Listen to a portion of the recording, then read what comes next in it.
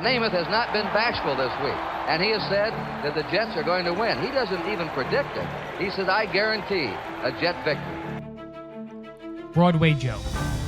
The swagger, the style, the guarantee. Joe Namath isn't just a name in football history. He's a symbol of when the sport changed forever. But was he truly great on the field? Today we dive deep into Joe Namath's legacy. The good, the bad, and the game-changing.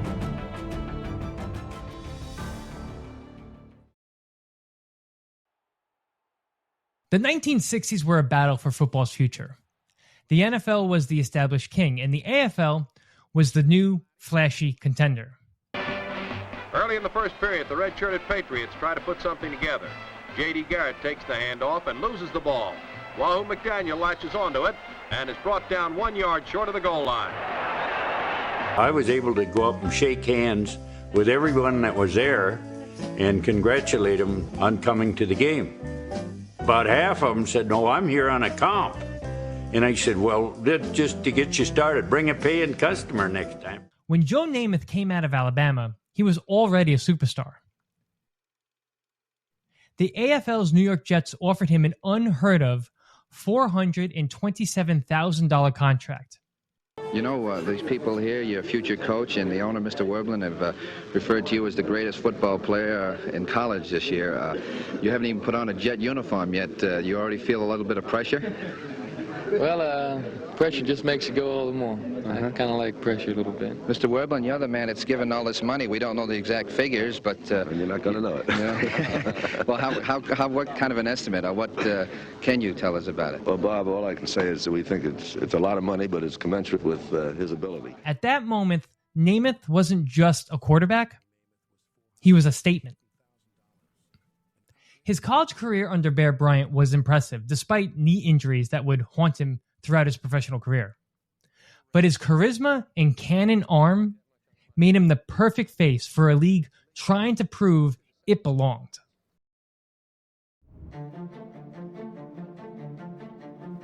Super Bowl III. The Jets were massive underdogs against the NFL's mighty Baltimore Colts. Days before the game, Joe Namath casually told reporters, "We're going to win. I guarantee it." I didn't realize I had even said it first of all. You know, there was a wise guy in the back of the room that started this business, and I just told him what I felt. You know, we're going to win the game, I guarantee you. One guy picked up on it, I believe, and that was Edwin Pope from the Miami Herald.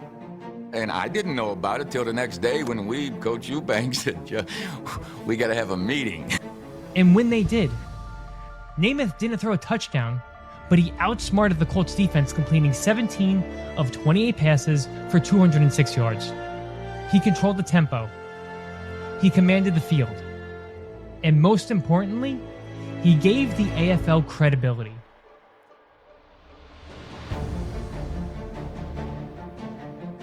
I gave a formation and said, check with me, and we operated from the line of scrimmage for the most part. It drove them crazy because they would shift to it, and then we'd run away from their strength. And no matter what they did, he would call it the other way. It was the moment that ultimately forced the NFL-AFL merger. Without Namath's swagger and victory, the NFL as we know it today would look very different.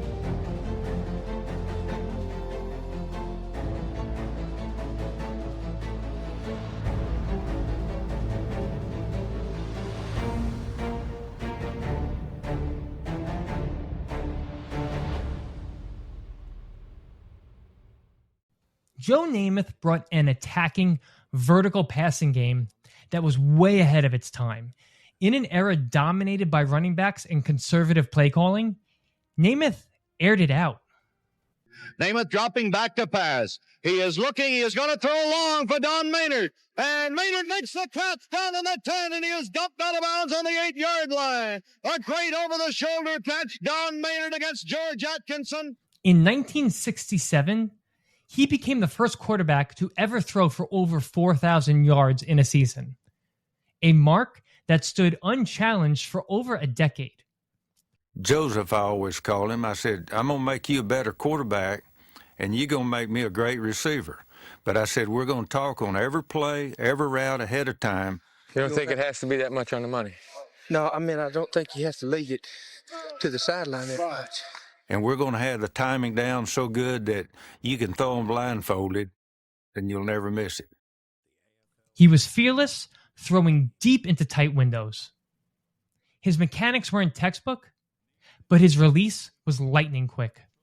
He brought glamour to a sport that had been, frankly, a bit stuffy. Namath made football and athletes in general celebrities.